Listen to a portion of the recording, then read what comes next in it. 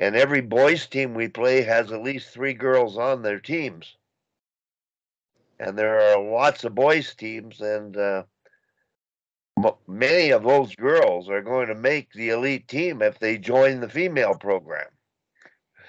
So there's going to be that elimination factor where the reality of what level you're going to play at, and the more expensive level is advocating travel.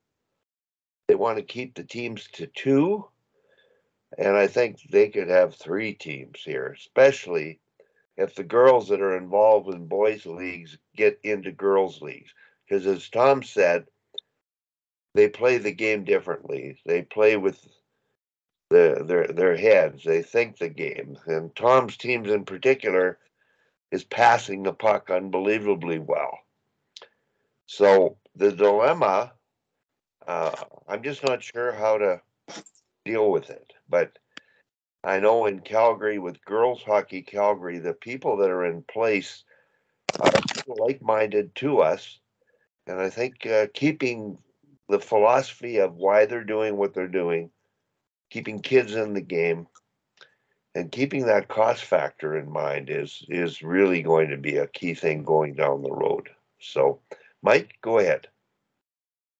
Yeah, so I've been really, really focused on this mostly in the last probably 4 or 5 years, but more importantly, the last year of trying to get in the head of understanding why real good hockey people, I mean, real high level people don't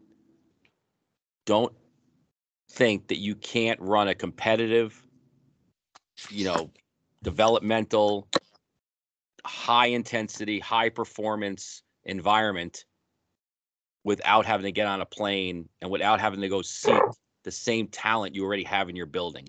It's so odd to me that the feeling that the only way to go find competition is to go find it instead of developing it like organically and internally is something that is a real that's the real disconnect, I think, in why the GTHL has become what they've become and why AAA hockey in the US has become why they become and why Europe now is going in a direction of trying to formulate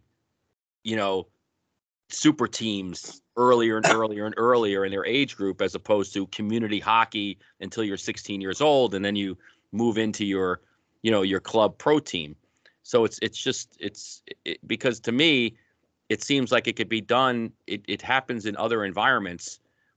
And if I was a coach or I was a director, if I was somebody who runs a rink, or I wanted to make the most, like if it really came down to money, if I want to make the most money, I would want all the kids I've developed to be in my rink and spend all their money with me.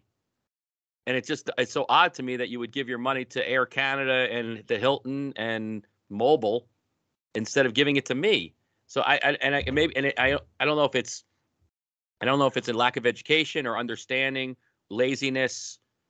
I don't know if it's just easier to put your, select 18 kids, put them in a league, Wally, right? And then go, hey, go travel. Or is it hard to say we're going to put the best 14-year-old girls in a rink, and they're going to battle and battle and battle, and every practice they come is going to be a competitive, cutthroat, high performance environment, and we can create better athletes without the carnage of all this other stuff that comes along with the over the top travel.